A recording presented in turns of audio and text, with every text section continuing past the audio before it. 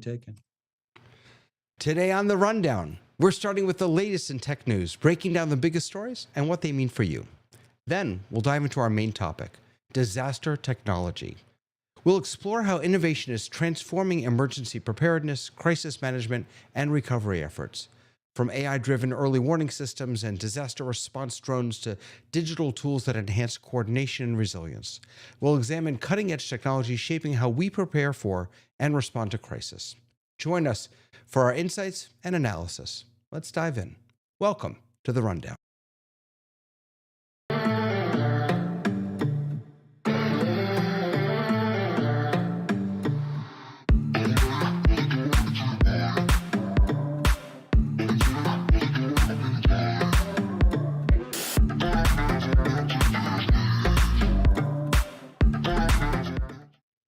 Hello, hello, hello. Welcome, everybody. Welcome back to The Rundown. We have an amazing panel today, an amazing discussion that we're going to be sharing together. And we have some familiar faces on our panel today. I'm so excited to welcome back Tamara, to welcome back Sky, Bill for his second time. I'm so glad to have you here. Our regular Dave, and a new face, Jeff Keithley. Thank you for coming here. Absolutely. Glad to be part of it. Really, really excited to have you here. And I know that we also get you next week because you are, I'm not. Now, Dave, you're an electric vehicle driver. And Jeff, you're a Tesla guy, right? You said?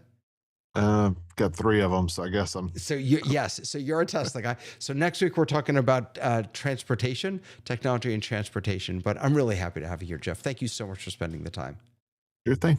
And we've got John Adelson here also, who has some real life experience in our main topic for today. But before we jump into that main topic, we're going to dive right into the news.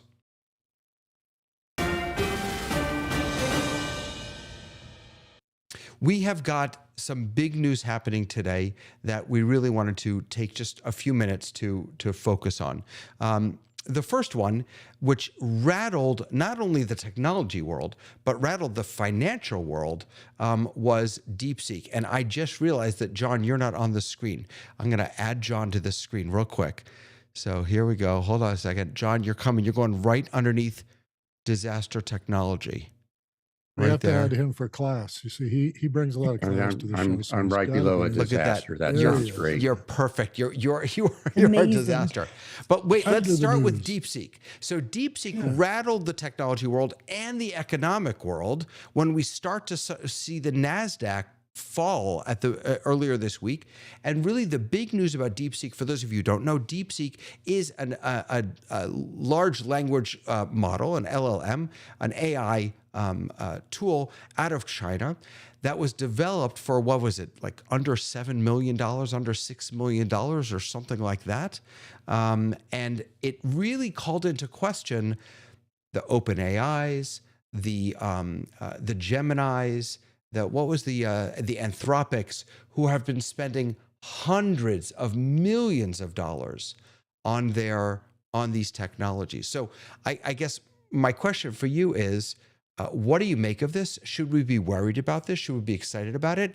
And is this a threat? Because the most recent news about this, which just came across my wires today, was that OpenAI is now suggesting that DeepSeek trained on its LLM, that it's actually that's how it saved all the money, by training on an existing LLM. Mm-hmm. Jeff, you're smiling. And it got even weirder right today when I read something that Alibaba, the big electronic giant, unveiled a new model they claim it surpasses DeepSeek. So they had a week. They had a week at the top of the board, and now all of a sudden, everybody's kind of got their eyes on Alibaba, going, "Why are they in this business?" Alibaba, the Amazon big e-retailer. Yeah. Yes. The thing said in a statement, Alibaba's cloud unit introduced the latest version of its Qwen large language model known as Qwen 2.5 Max. Qwen. And the company says that it achieves competitive performance against OpenAI's GPT-4o, DeepSeek's version 3 from last week, and Meta's Llama 3.1 405B, based on a compiled comparison using various benchmark tests. So they had a week. Wow. It's insane. So I'm not saying it's. Hold on one second before you jump in. We have to do this because it's now that it's happened twice. It's going to become a weekly thing. That, oh goodness, you can't see that. That well, no, that doesn't look right at all, does it? Wait a second. Wait, look at that. Look how squished that got. Let's try it this way. Hold on a second. Oh my goodness. None of my stuff is working. Where'd it go? There it is. Here it is. Hold on. It's coming. I promise it's coming. It's not coming, is it? Smoke them if you got them. No. You know what? Stop it. This is for Bill. This is just going so fast. A colorful shirt out there. Oh yeah, we had to talk about his shirt last time. He was not. I know. Black. That's why I said this is becoming a thing now. Yeah. Oh my God. We got him out of the closet. Oh, I'm sorry. This is embarrassing. All right. So, Well, go Dave, ahead.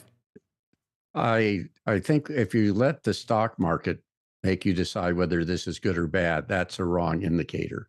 Because the stock market is really talking about how much money are people going to be making out of it. I know some very strong companies that aren't high in the stock market. I know companies that are amazing, and 2 months later, they're nothing. But the question is, everything has to be a threat, or it's the best thing since sliced bread. I think the most interesting and the undercurrent that people don't hear is that theirs was open source. So you're talking about all the other companies that have invested in proprietary systems, and now this is one that's open to everyone. The CEO of Zoom did a post talking about, yes, this is going to be disruptive, but things are disruptive for change. 2, it's probably better for everybody because the more people who have access to it, and it's not proprietary and owned by anyone. But there are challenges. If you ask it about Tiananmen Square, you don't get much information. Right. And so there are things that we have to worry about. But I want to use the stock market as a judge of whether things are good or bad. Spoken from a person who always buys high and sells low, just so you know where I've come from. Yeah. Sky, go for it. Here's my question. Well, go ahead. Sky and then Tamara. Go ahead. Okay. I'm going to sneak in because my internet's grumpy. If the journalist quote is, if it bleeds, it leads. And I believe that those that are not journalists are now making the news, and consequently they think that's accuracy, and maybe it's not, or maybe it is, or maybe it's propaganda, or maybe those numbers about under $7 million to do this are a political issue, and they're playing with our emotions as a nation state. So I'm not being a conspiracy theorist, but maybe I am.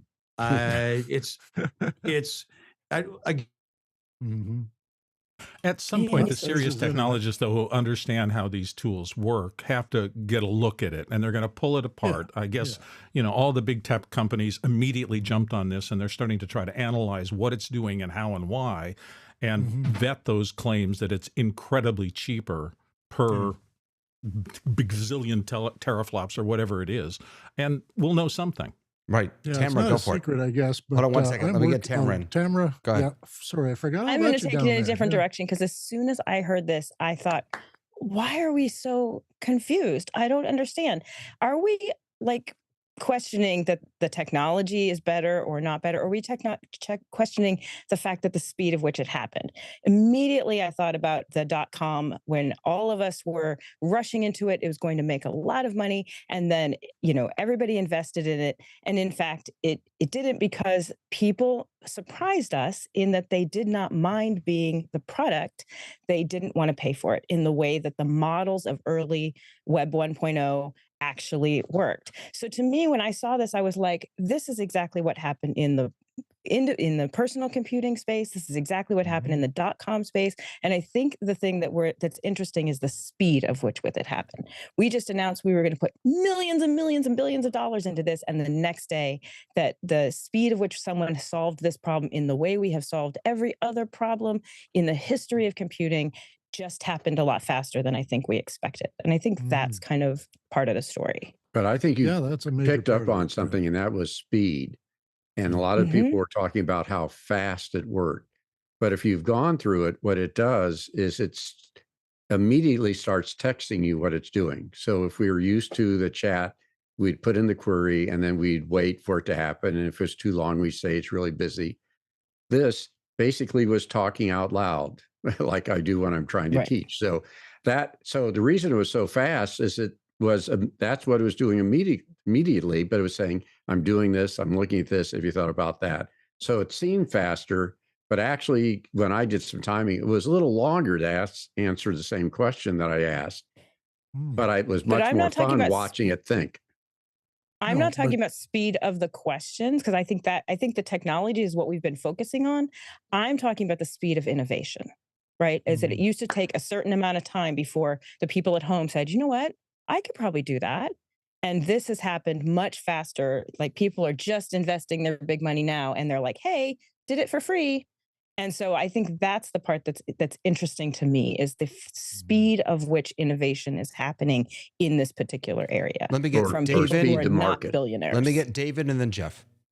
Okay. Well, I actually have been working with John Preto to build something, and we're calling it a Scott bot. And it's a long explanation, which I won't give here, but he's told me which things to download, which databases to put in the back, how to build up the LLM, and then how to get it to work in a chat environment. And all of what I've done is open source. So open source is not a surprise to the larger community of people investigating general AI, not just the stuff we're doing.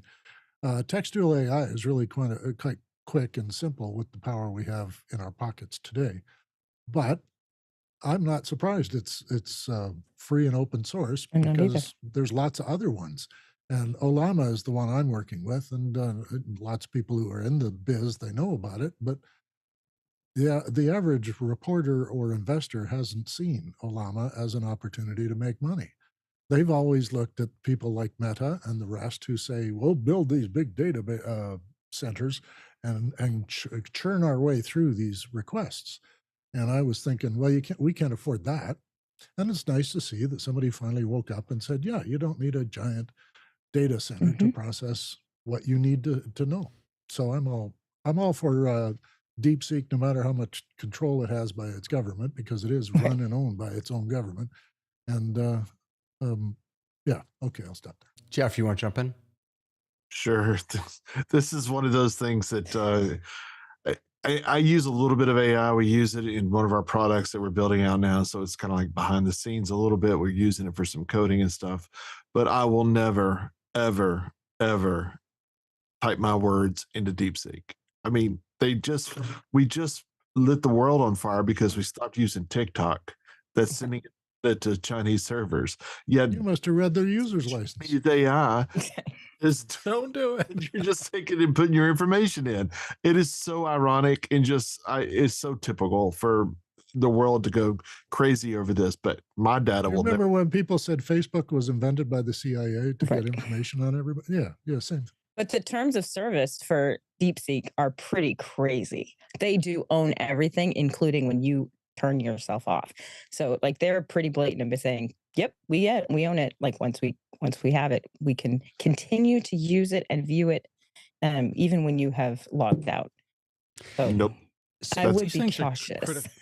Go ahead, These things are critical. I also am worried about the social aspects of it. And in this respect, we've got big divides already. And one of them is the age divide. And I know that for people above, gosh, what is it now? Above 40, above 30, above 50, whatever cutoff you want, these things are opaque to them. I mean, we're, I think, a little unusual in that we're mostly in this business and we pay a lot of attention to it. But I can see huge swaths of people feeling completely detached from this revolution happening in AI and communication and research and everything else.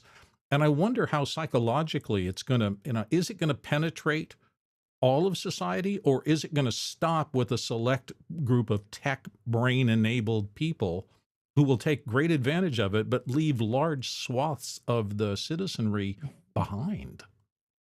So is the answer just staying away from certain AIs and sticking with other AIs?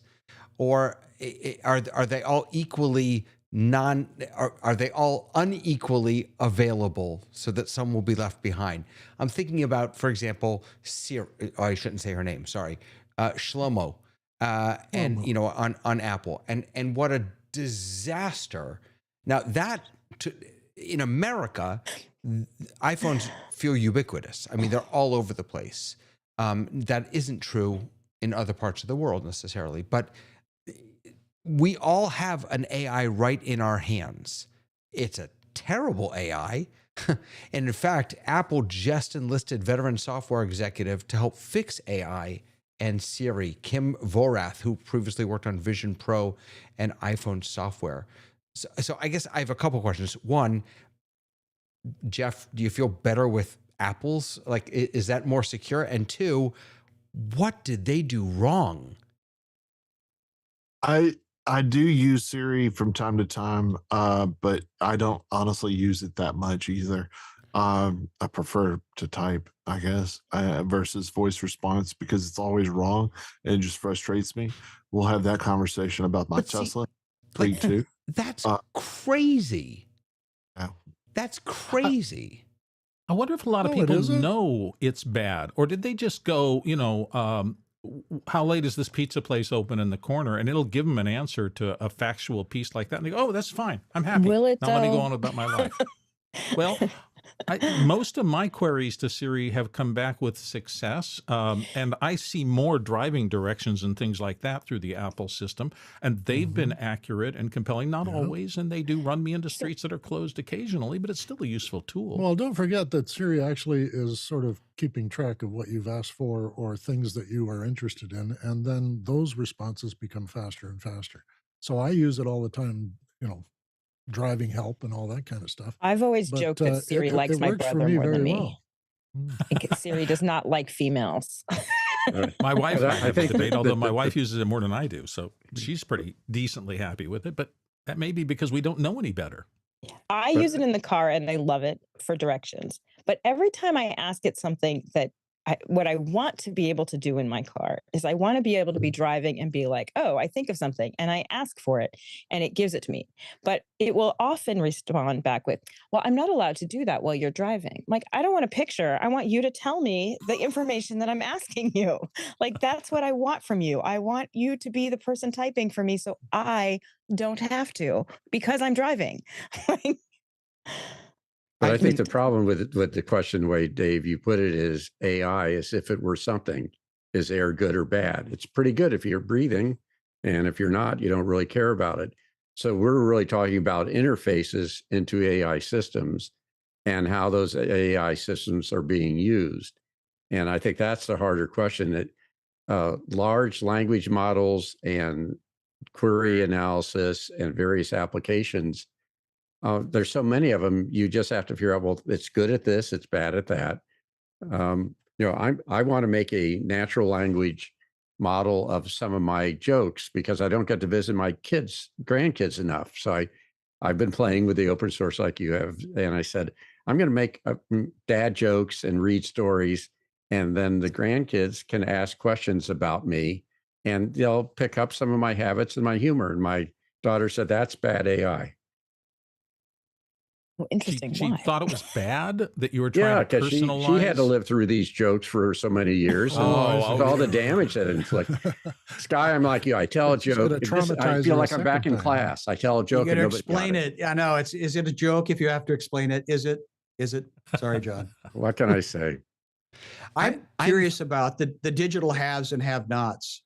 As we've seen prosperity come and go, I was fascinated by the cotton mills in England. The young woman doing a video recently that floated across my social media. And at one time, the entire universe was around cotton and the big money that went to build these factories and the storage and the transportation. And now that's no longer that money generating resource. So to somebody's point earlier about the digital haves and have-nots, there won't be equity. There never has been. So now the question is going to be, how can we help our fellow human? And that's where this response that I'm getting, anytime I ask ChatGPT, the algorithms are very affirmative. I have not been slapped backwards or backhanded by an AI yet. It's all very, wow, you're really good. It's very, to the male ego, I'm thriving.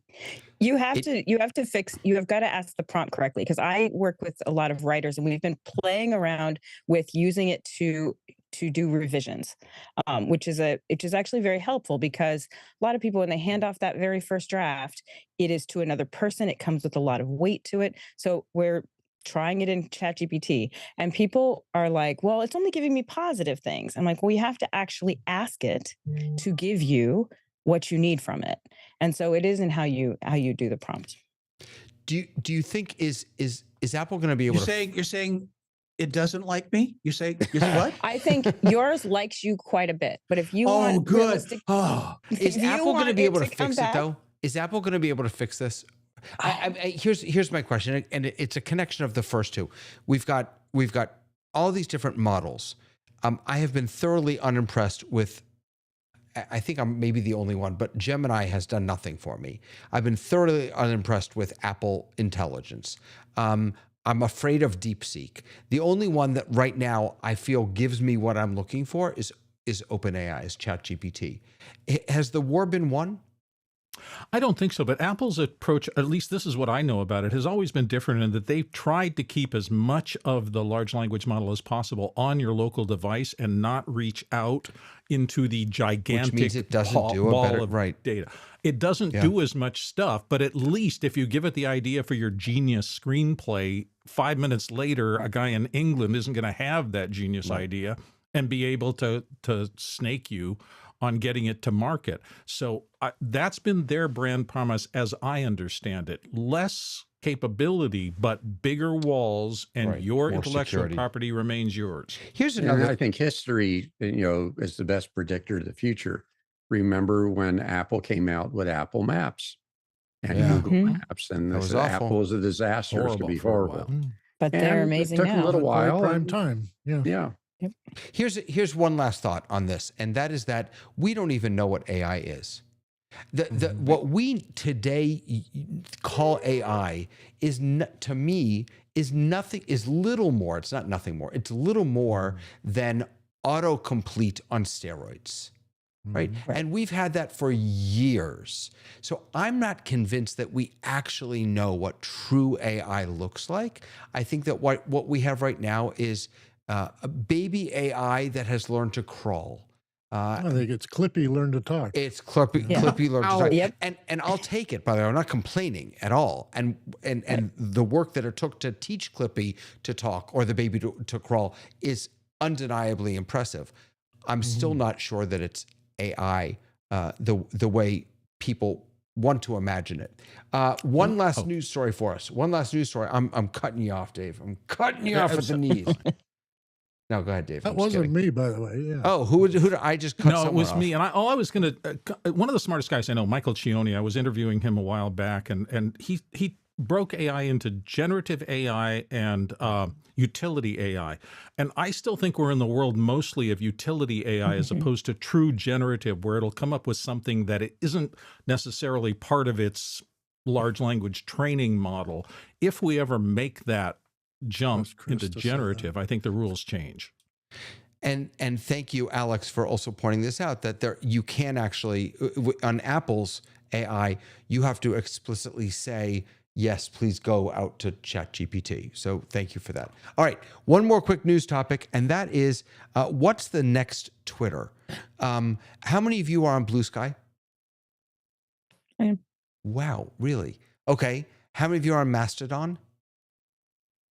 No one. Oh my goodness. Okay. What sounds very uncomfortable. You didn't ask if I liked Blue Sky. How many of you are still on X?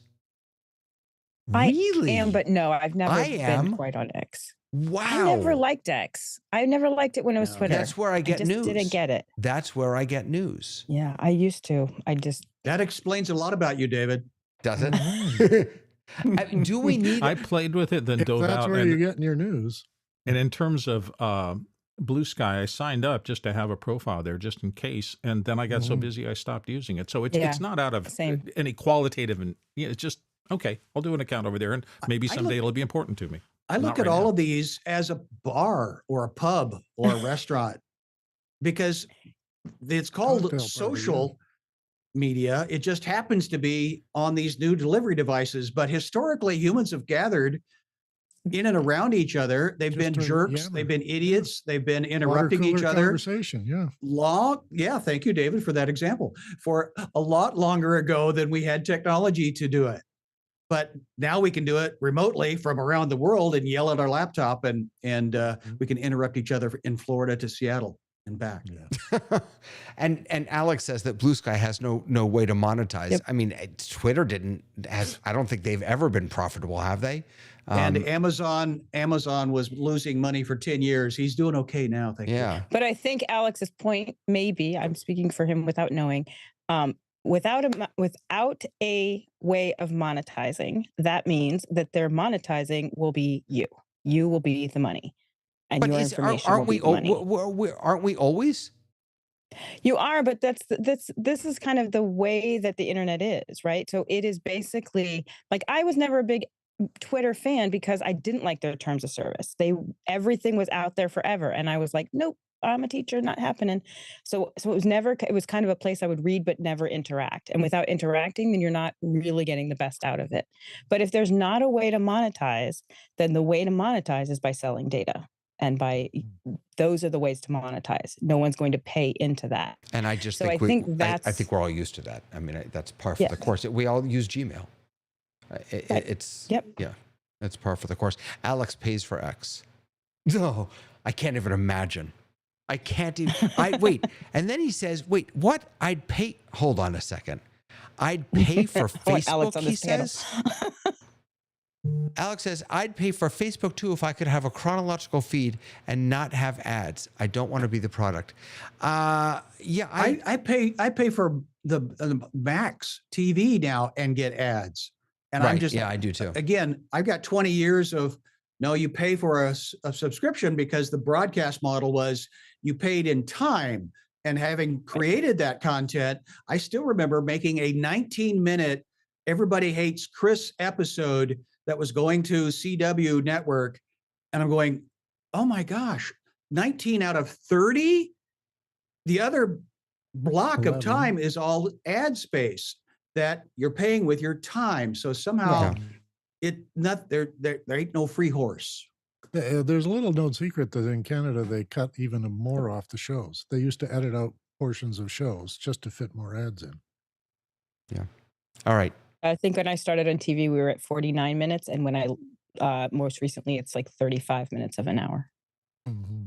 So that's not. 50-50. But you know where that doesn't happen? I mean, was it Sky? You said that you have Max and that you pay for, was it Max or whatever it was? Yeah. Right. And you still see ads. HBO Max. Right. And you still, so I do also. But what I found most recently, I started watching, what's the Pittsburgh, The Pit. Great show, by the way. But I get a minute and a half of ads in the beginning, and then I don't get any ads throughout, and that makes me very happy. And I get a good 50-something minutes of a show. Mm-hmm. So and that used to be the YouTube model. I'm hooked on the hacks ad, right now. Not a mid ad. Yeah. And by the way, Alex is saying he pays for YouTube. Yeah, I started doing that a while back, and I boy, absolutely that's pay just for YouTube. That's a lifesaver. That's the only one I won't drop ever. All right. So we've decided to kill Blue Sky. We're not going to Blue Sky. We're not. You know what? We're just going to come here. We're coming to Zoom. That's what we're doing. That's our social Every network. Thursday night, I can see my friends. I'll come to the pub where my friends, everybody knows my name. Everybody knows you're. See, now we're going to get flagged on YouTube. I don't like YouTube. No, you weren't in key. All right. It may be that social media fatigue is a real thing. We're just all getting tired of having so many calls on our time. Not only that, it's a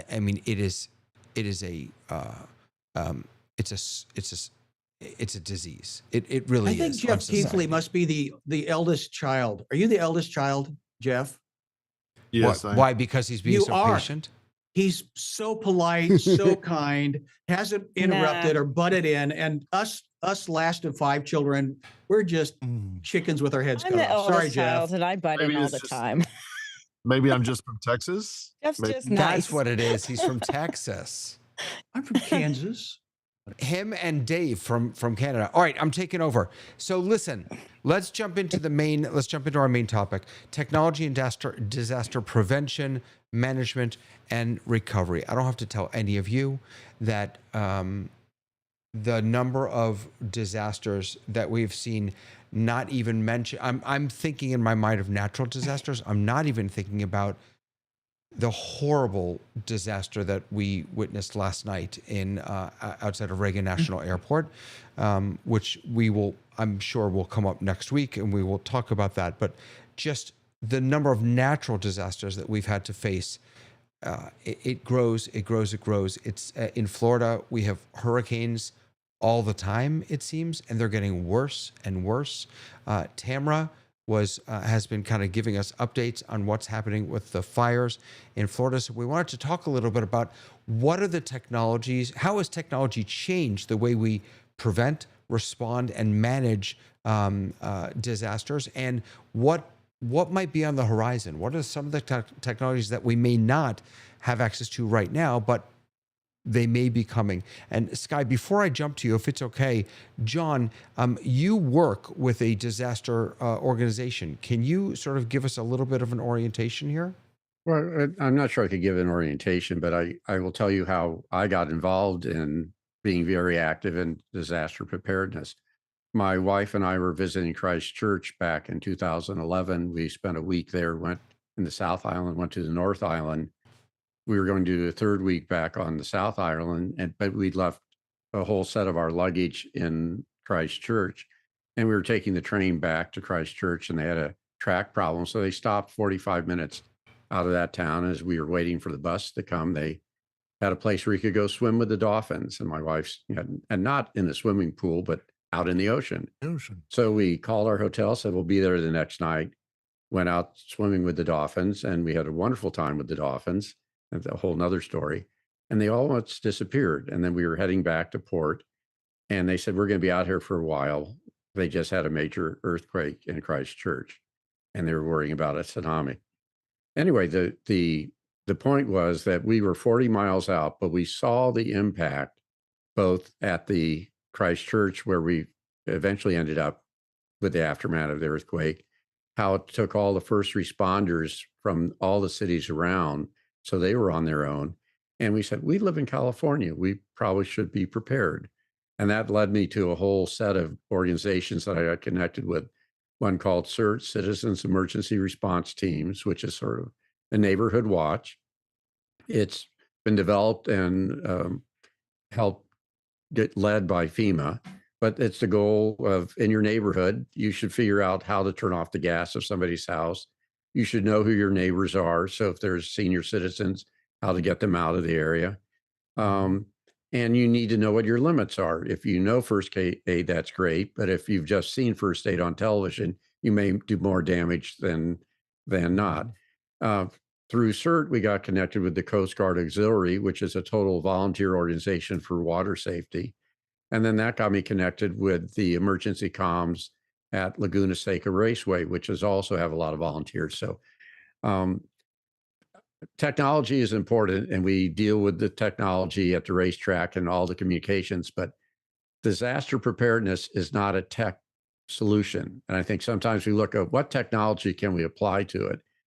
It's a people problem. Now, Duty Watch, which was an app which was used to help people in LA escape the fires, the CEO of that company did an editorial piece that said, I shouldn't have built this. The fire agencies, the first responders, the city management should have done this.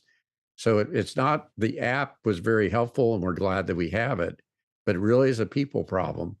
And I'm from up north, where Paradise, California had a major fire, and a lot of people learned about that. And everybody else who was in those sorts of areas should have said, oh, this may happen here. And surprised when it happened there, they hadn't thought about how to deal with it adequately. And what does it mean to be adequately prepared? It is called a disaster. Tamra, you had a couple of what real quick, Tamra, what was the name of the app that you all Exactly the one he was talking about. The watch app, the Watch Duty app, Watch was Duty, created by a guy who literally saw fire outside of his house, and he was like, "I am not being told that there's a fire in my area, Outside my and house. it is right there across the street." And so, Yeah. he actually built that with no intent to make money, but completely the intent to give people what he did not have available to him. And that's where he is coming from, that position of, it shouldn't have been me. It shouldn't have been like an average guy. What it should have been is something that we've put money into at kind of a governmental level, or at a, in a people who know that stuff.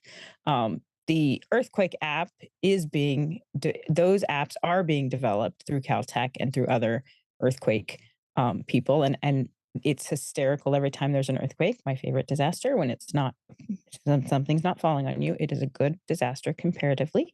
But they uh every time, because it gives you a little bit of a warning, not much, but a little bit. But every time, those guys are so giddy when they get on the news. I love them so much because they are like, did it work? Everyone tell us who heard it on their phone, because they're so excited that the app is finally starting to work. And that's one of my favorite things about earthquakes.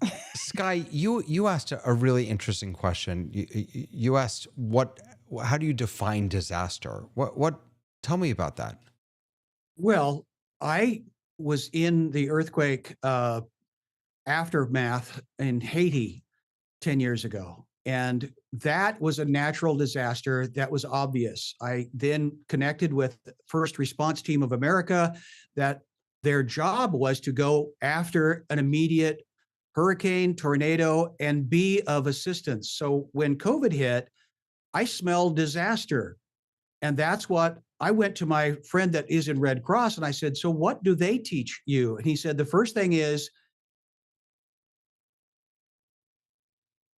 Oh no. Oh no, he Oh froze. dear. On the Oh, You first thing. couldn't have bad timed that timing. better. You could not time I that know. better. Yeah. It always happens. Like Internet's really grumpy. that. That's So okay. Go ahead. in the Pacific Northwest, we have a big giant mountain over here that it's not if it's going to blow, it's when. So he said what Red Cross teaches them is know what your family is about, as was said earlier to John's point.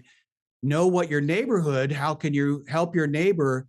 Put on your Red Cross vest, go to the location that we will be meeting, and then be assigned to go do what you've been trained to do, but recognize you will do probably nothing of any of what you've been trained to do, because that will not be the need in the moment. At the time, yeah. And so consequently, to be aware of working backwards from the need and being ready to pivot and be helpful to your neighbor. And so this is the philosophical, theological question that brings to this is work backwards from the need really flipped my brain in that a book called When Helping Hurts. And it stopped people from it. I mean, it gave Rushing question in. to the coming in and saving the day attitude versus coming alongside with what you can do to be a part of the need with what they're you doing. have and what they're doing. So those are my philosophical. You know, there's Sky. I'm thinking about this wasn't a natural disaster, but after October 7th of 2023 in Israel, what happened there with the terrorist attack? One of the things that people were doing was, for whatever reason, there was a call for people in America thought that people in Israel needed batteries. I have no idea why, and they started trying to send batteries. Which you can't do. You can't send batteries through customs. And so all that did was cause more work and more trouble.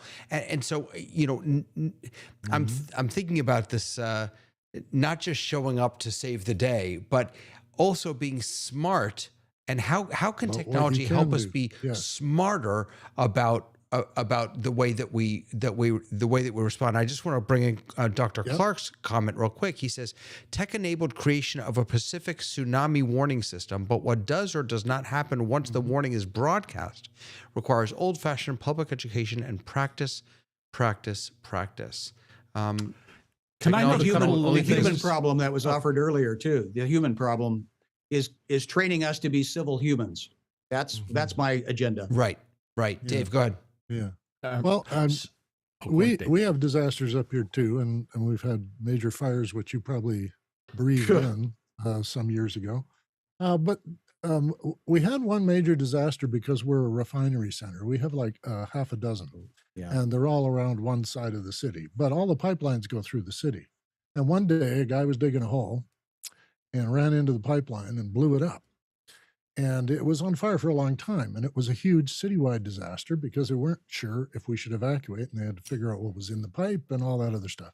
All this stuff is marked, but when you construct, they take the signs down. Anyway, the upshot of that was they discovered a resource that already existed for emergency services called the Amateur Radio Emergency Service. Amateur radio operators, CB all the way up to ham, make themselves available immediately and are helpful in coordinating anybody who wants to have information, and anybody who has information can relay it through them, and they'll distribute it on a wide sense. Now, at the time, I was working with a television station that was covering this event, and we were trying to navigate our way there and to learn more about what the officials were going to tell us when we got there. And the amateur radio people were on our radio in the truck as we were approaching and gave us better information than the folks on the ground had.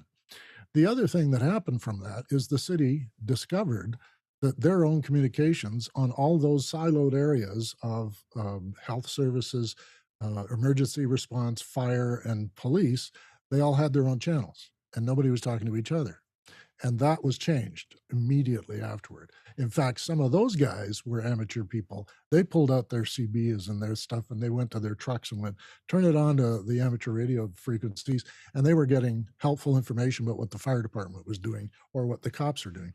And now, of course, everybody can monitor police scanners and stuff like that. But at the same time, it was an education for everybody. That's not the same kind of disasters we've been talking about in terms of natural disasters, but we have all those kinds of things around us, and this city has had a few of them. And Vancouver, California had a atmospheric river, and that was just our landslide's going to follow, that sort of thing. So we're getting knowledgeable by fail and learn. Yeah, go ahead, Bill. Yeah, during when the Palisades fire got huge and everybody was paying attention to it, I think a lot of people suddenly got locked into Watch Duty, the app that helps you understand that. That got me to another one called Genesis Protect, which is a little more official and a little less ad hoc. And it was really useful, and it gave me the boundaries of areas. But while I was paying attention to that, my wife noted that she was getting a lot of good information from Nextdoor, which is one of those micro-targeted kind of, here are the yard sales in your area. And so I looked on there, and the next thing I know, I'm starting to see video feeds, and I'm starting to see photos, and I'm starting to see this ad hoc network of, if you pay attention, you can connect into more local resources. And everybody has a camera on their phone, and all of a sudden I was watching people walk around near the fires and give me a realistic look. And it was really important because there was a Rancho Bernardo fire that was literally across the freeway from me. The broadcast news was doing nothing for me. Radio was doing nothing for me, but the individuals who were in those neighborhoods were connecting into a system that was giving me real actionable intelligence. So that is a shift that technology is just beginning to allow, and I hope it continues. Yeah, I agree with that. One of the things about news reported things is that it's what's sexy at the moment, right? So if you were going on to TikTok or YouTube and looking at comments, there were a lot of people from North Carolina going, what about North Carolina? And people are like, but things are burning in California. I don't understand why this is a problem. It's a problem because they're still struggling in really big ways, but we never follow the aftermath, and we look at the things. I love Sky talking about like, what is a disaster? Because we're looking at shelled out buildings and we're like, wow, people lost their homes. Anybody whose home was standing also lost their home. They have a full claim. They can't live in those homes. They have to change all of the insulation out of their homes. They will be out of them for a year. So what the news choose to tell us is kind of the most exciting story. And the most exciting story now is not the fires. They're done. People are still working. So I think that's I think that's why it is more important for people to be looking locally. Where are you going to get your news about something that's actually going to help you in an emergency? And it may or may not be with national news. Our I'd also national like to park had a challenge. big fire and the whole town was burned up. Well, half the town was burned down. The rest is evacuated and everybody had to leave. And now they're not letting them back because it's dangerous. There's a lot of like chemicals and a lot of Mhm. things that burn that they don't want anybody to go near. So they're having a heck of a time trying to get it to a position where it can be cleaned up.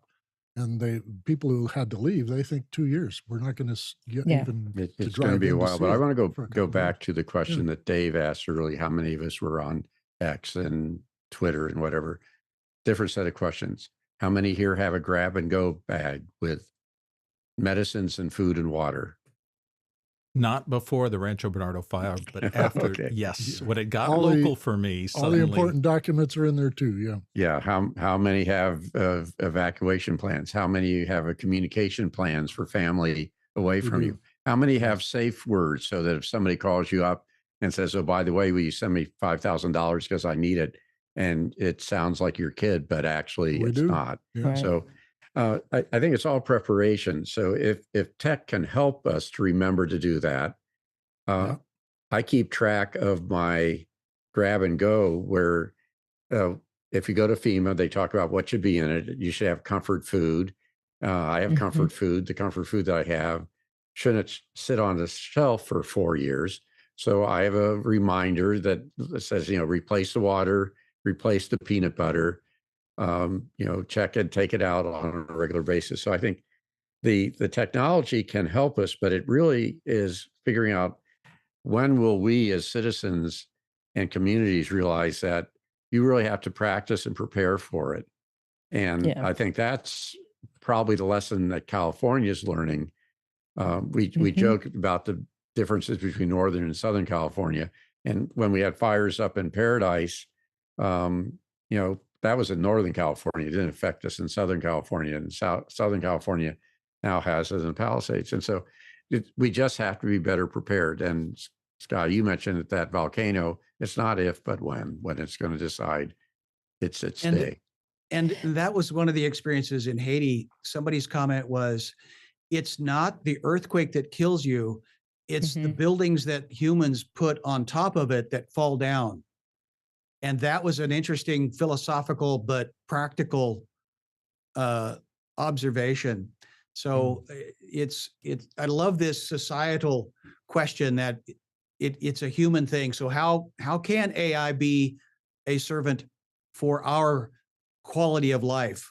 And I love that gentleman took it on himself to create an app to solve a problem in the middle of the need, because rather than expecting somebody over there for they to Right. manage life for me, I think if we can get back to critical thinking as a society, yeah, disasters, it's not an if, it's a when. What about we were talking about how long it's going to take for these families to get back to their homes.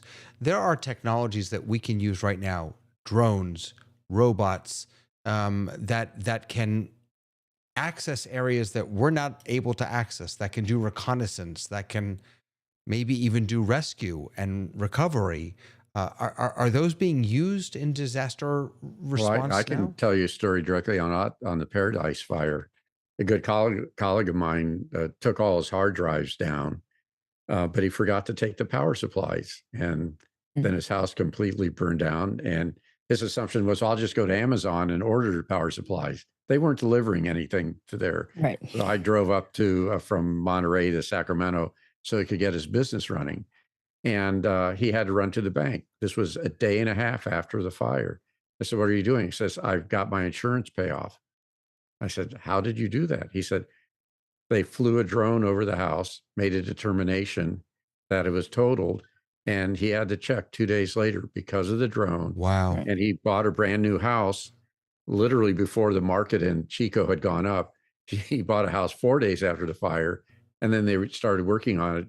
And a month and a half later, he could have sold the house for double. unfortunately, that wouldn't have been enough to buy a replacement. But yeah, that was where drones really made a difference. And you're seeing drones and GIS information now that, layers of maps. So, I mean, there's some amazing technology that's just used for where the water lines, the power lines, and drones figuring out which ones are down and whatever.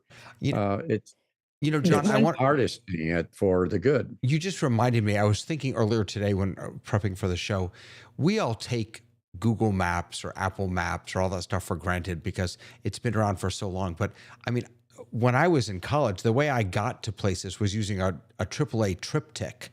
And, before that, it was just a map that took over your entire car. Thomas Guide for those of us in Southern Right, California. right. I mean, even that, forget AI, even the satellite views and the data and the maps that we're able to access, that anyone is able to access, is really sort of mind blowing. And it's absolutely critical to, I think, to disaster relief. Well, it's been interesting looking at the technology now because people have to still go in.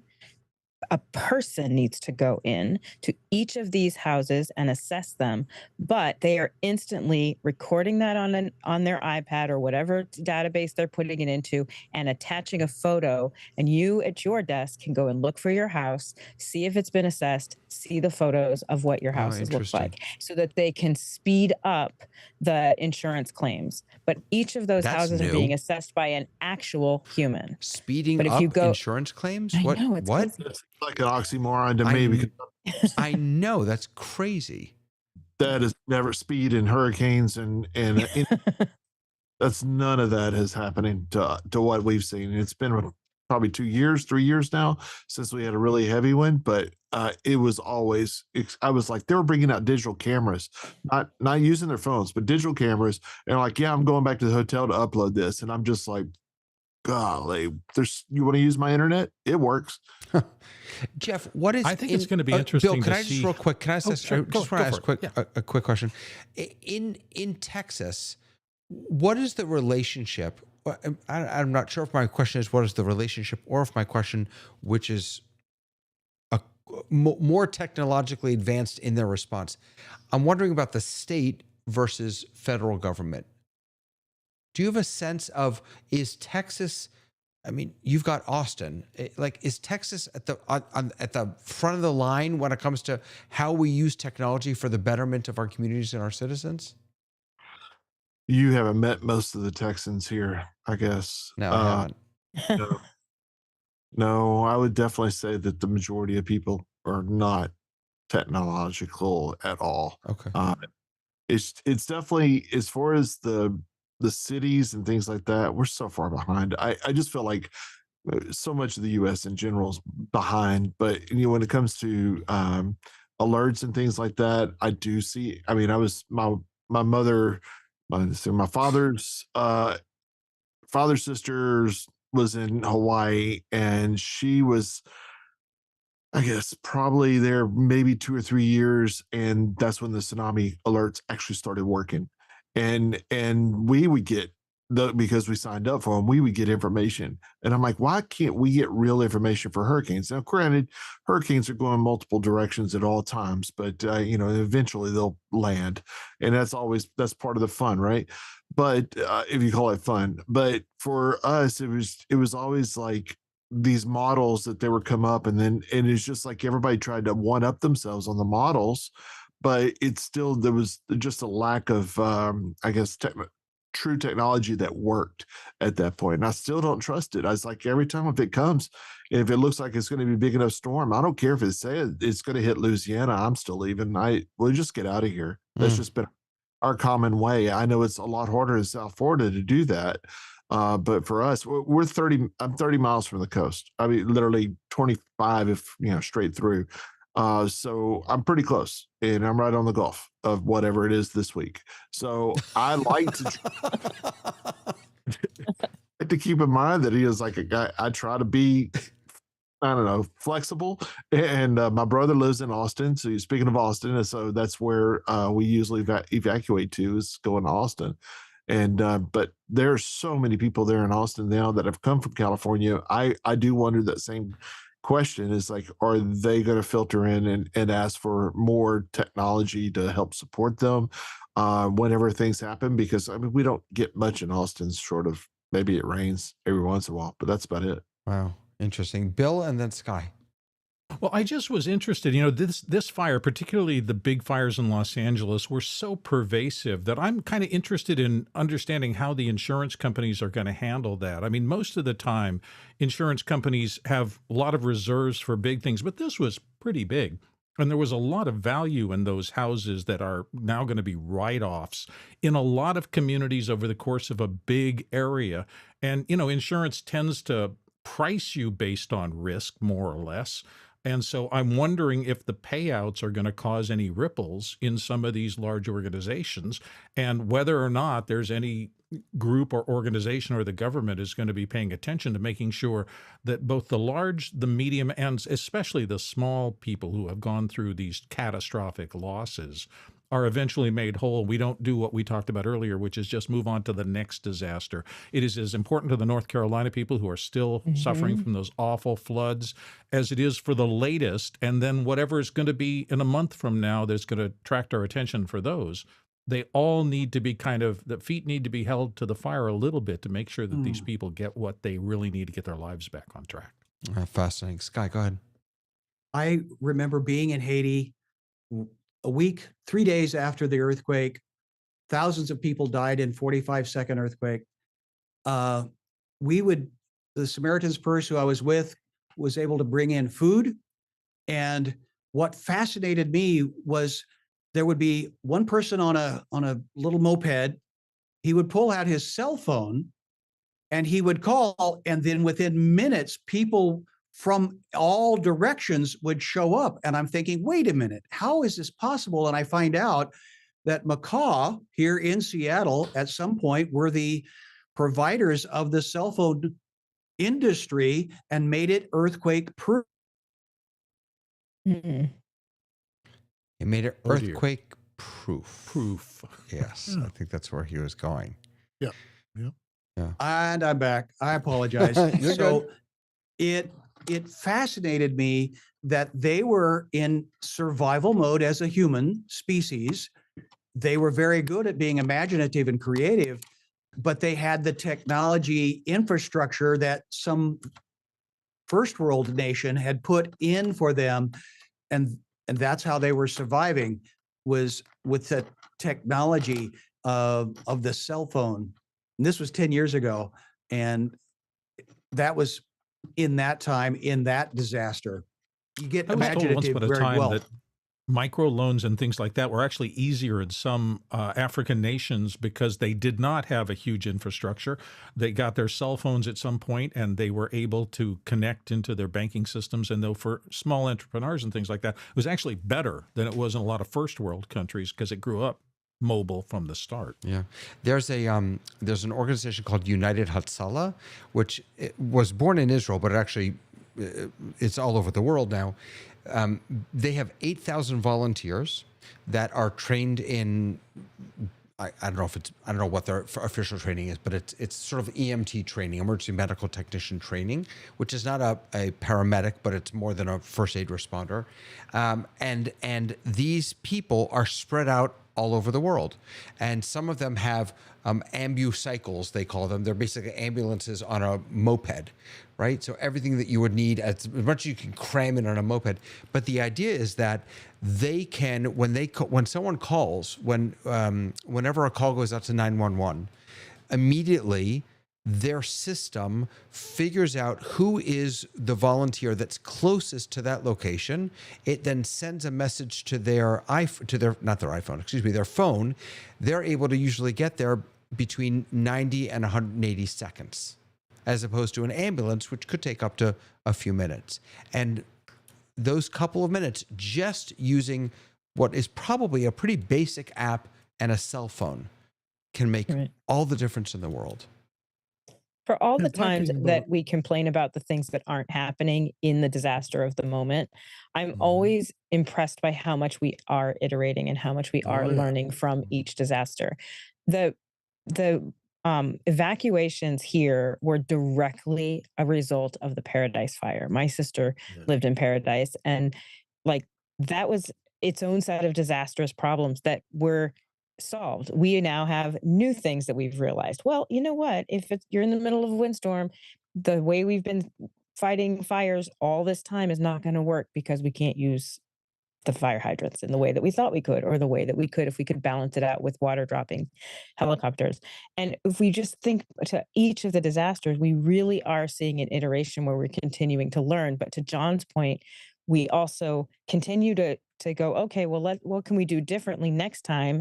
And the one thing that people aren't doing is taking the personal responsibility to go, well, actually, some of it is I have to do some of the stuff to prepare for it. Yeah.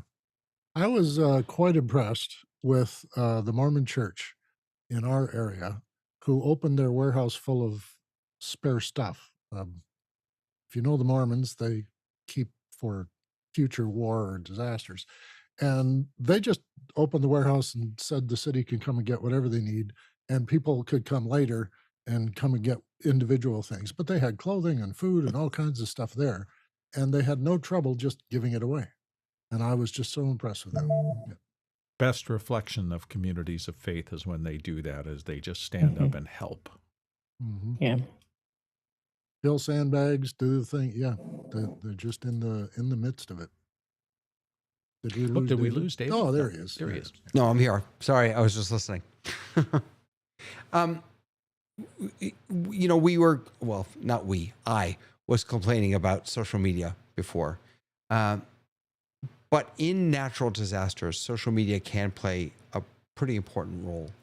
I remember, it was a couple of decades ago when Facebook started. Thank you, Sky.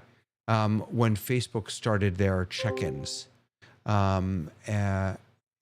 check in if you're okay, and that's still going on today. Of course, there's also a lot of false information that gets spread on social media, but pros and cons. Is social media on balance helpful in times of disaster? Is it problematic? I've always liked it. You have to ignore the media first, Yeah. right? Because they're going to try and use Twitter as their source. And then people are going to game that and try and throw in their idea of why the Hollywood sign is burning. And it's not burning. And then they waste all that time when they could actually be gathering real information, trying to fight back with, oh, that's misinformation, et cetera, et cetera. So I think Bill sort of mentioned there's this thing called, what is it, neighborhood? Yeah. Neighborhood watch. Next door. Nextdoor is that. Nextdoor, yeah. Yeah, and we set up Nextdoor for our 183 houses. We probably had about 15% penetration when we started. It's now up to about 45. When it first came out, it had no advertising. Now it has advertising. But PG&E, our electric company, put information about power outages. It's local. We don't have local radio stations. We don't have the local media. So I think the social media that is, community-based, if there's enough participation, does do a good job of at least trying to inform people in that last mile of what the issues are. The broader social media was problematic this time. I love social media, and I've said it before, I can hang out on TikTok a long time. I don't post, but I can watch. It's my news source. But I will tell you, TikTok during these fires was absolutely a horrific place to be, because it was mean. It was mean-spirited people who were like, well, they're rich. They don't deserve any kind of help. And I'm like, oh, this is the world that we live in right now, where people on TikTok some people are sharing, hey, I lost my house. And another person is saying, hey, who cares? And it was really like, I had to get away from it. I was like, I can't be on here with this, because right now we're just dealing with putting fires out. There's enough time to talk about this later, but there was a lot of misinformation, and there was a lot of AI generated information. And there was so much AI generated information of things that were just flat out not burning down, things that were just not happening. Like Dave said, the Hollywood sign. Yeah, the Hollywood sign. Yeah, go ahead, Bill. Well, there's a lot of that out there, in part because I think no one has ever been trained as to how to approach social media. I mean, this Yeah. just grew up. And, I remember when my son was on the early social media apps and things like that, and I'd read some of the threads, and it was just like, isn't somebody saying stop saying stuff like that? And the answer is no. No. Because the parents didn't understand back that early in it. And it just kept going and going. And now occasionally when I go on Nextdoor, I see these political wars and things like that. And it's like, yes, someone was in your neighborhood in a vest and you think they were trying to scam you out of your money or something, but Right. it's more likely that they were some from the cable company and trying to sell you solar or something like that. There's no rational belief that it's that bad out there, yet it's grown and grown and sometimes supported. And, you get those 10 neighbors who just think everybody's after them. And if anybody walks through the neighborhood, they must be dealing drugs or doing something else. And you see those conversations Yeah. all the time. And you just want to, please It's dial it happening back in a real little life. bit. People are saying things in front of me, or even, I see people bullying other people, and I walk over and say, "You shouldn't be doing that." And Yeah. they're like, "What are you getting But there's into this? This there's is between him no and me," And I'm break going, on it. it's There's, just yeah. not. You're not helping by doing this. So But change it's hard to tell the what it's going to attitude. turn into. Oh My yeah, yeah, daughter and I were yeah. talking about her initial Facebook, and she was at Northwestern. It became the 8th school, I think, to get Facebook. I was doing research in this area. I wrote a letter to and I got my own Facebook account. And my daughter and I were sharing Facebook. Her roommates were, "What are you doing? Letting your dad be on Facebook." And he said, "Well, he's a researcher. He does this." At that time, very early on, whatever year that was, I had a video that was made and I sent it to my daughter thinking it'd be fun. She realized that she could post it on Facebook. It was a video about my briefcase. I may have told you the story, John Middleton's briefcase at a tech conference, because somebody said, "I need a USB to A to C." And, like, "Is there a doctor in the house?" I raised my hand. I reached in my briefcase, and the guy next to me said, "You got all this in here?" And so he made a 5-minute video about my briefcase. And after I took everything out in 5 minutes, he did a rapid putting it away. And that's what I sent to my daughter. She put it up on Facebook. When Facebook had so few videos, it got to the homepage. And at first I said, "Why did you do that?" She said, "Well, my roommates have a hard time understanding me, but once they saw your video, they understood me better." The second thing, though, was I was at a conference, EDUCAUSE, 5,000 people. I'm walking down the hall, and somebody yells out, "That's John Middleton's briefcase." And that's when I realized we don't know what Facebook is going to become. Excuse me. And this weekend when I was talking to you, I was joking with my daughter how different Facebook is when, there were only 5 or 8 campuses, that her roommates would be concerned that I would see what parties they were going to. A video got posted and people recognized me at a conference. I could never have predicted what that turned into. Right. I'd like to try, and that's what we're trying to do now. What is this going to be the future of AI? What is it going to turn into 30 years later? Another piece that concerns me about not just social media, but I think it's expressed perhaps best or worst in social media is the monetization of disaster relief. That these tech companies, Their disaster capitalism, right? Right. Their job is not to keep us safe. Their job is not to protect us. Their job is to make money for their shareholders. And so I worry a little bit about moving away from sort of what we've been taught, what Sky was even talking about earlier, our responsibility to show compassion to one another and do that work on our own. How much can we give that over to technological tools that are owned by companies that may not have our best interest at heart? Well, I thought of it too. I had a fire when I was in like 6th grade. Our refrigerator blew up, and our refrigerator blew up. I saw them from my school putting it out, not knowing it was my house. And I had not seen the house yet, but the next day in the local paper was the picture of our house. And my parents were so angry and so upset because they're like, "We haven't even told our kids about their house being burned down. We've told them, hey, we had a problem. We had a fire today. We're not going to be able to go home. But they hadn't really even figured out how to share that with us. And one of the things I was so struck by watching the coverage is like they were like, the news people can go.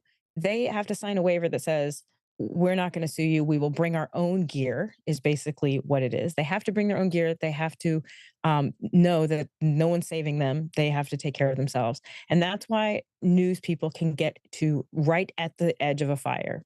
And every time I saw someone standing like literally right outside of a burning house to do that as news, I thought someone is watching this and seeing their house for the first time on fire with as someone else's news. And it did make me kind of think about that, because what we all clamor for is this great disaster, really interesting things that are happening, but these are people behind that, and these are their property and their people. It's really like, that's always kind of the give and take when I sit there. I'm like, I crave, I want to know what's going on, but also I remember there's people involved. It's been that way forever, though. When I was Yep. a young reporter back in my early days in radio, there was an AP machine, and the bells would ring, but only when something went wrong. Right. There was no bell ringing when some kid in their neighborhood won a national merit scholarship. Nobody rang That's a right. bell. That's But right.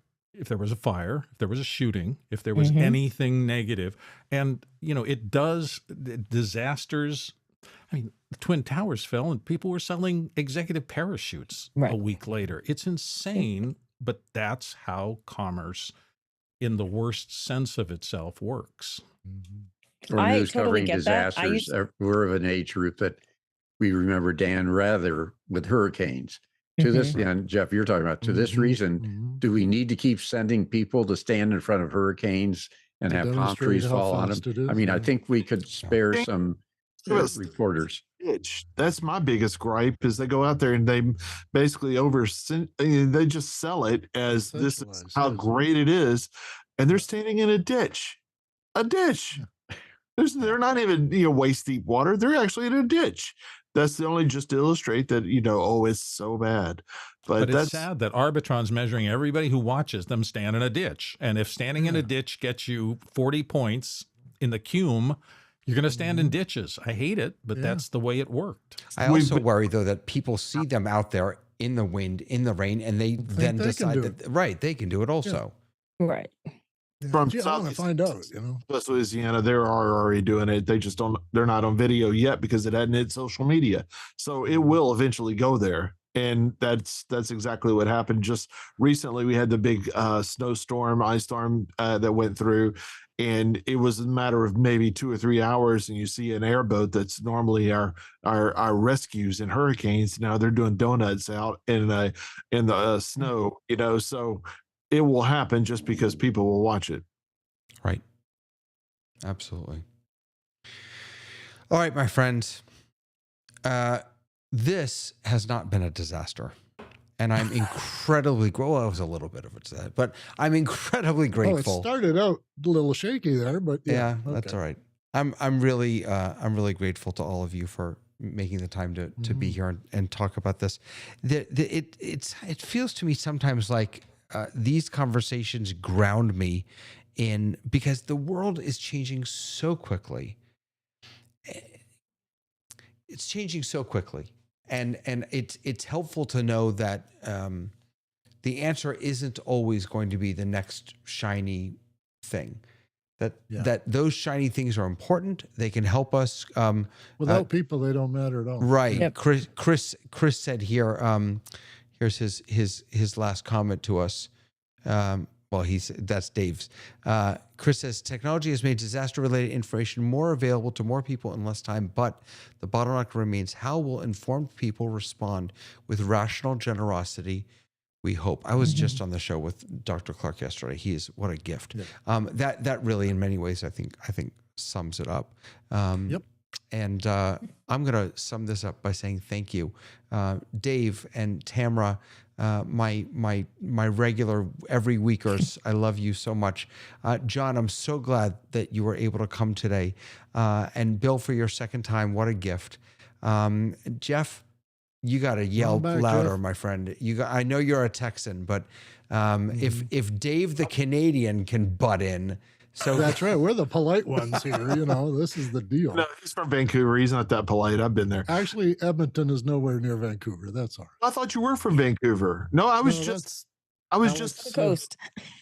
Oh. I'm not on the coast. I'm in the mountains. Yeah, I was just down there.